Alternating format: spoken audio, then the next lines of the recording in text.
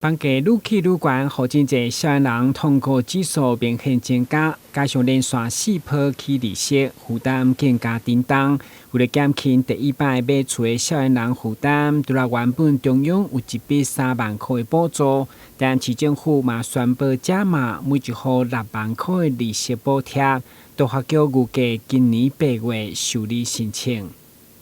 把主要优先适用的对象会锁定在40岁以下的青年人，那也希望说，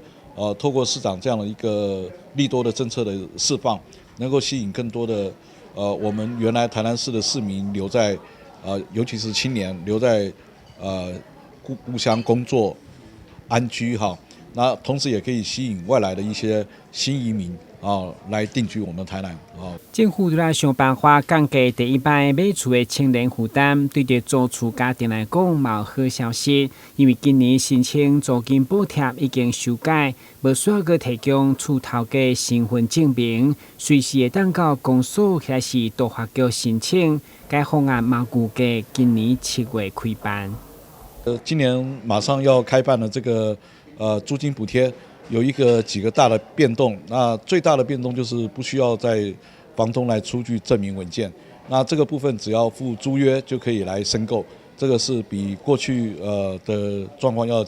简化很多，而且到时候的这个奖励的名额也会增加，然后条件也会放宽啊。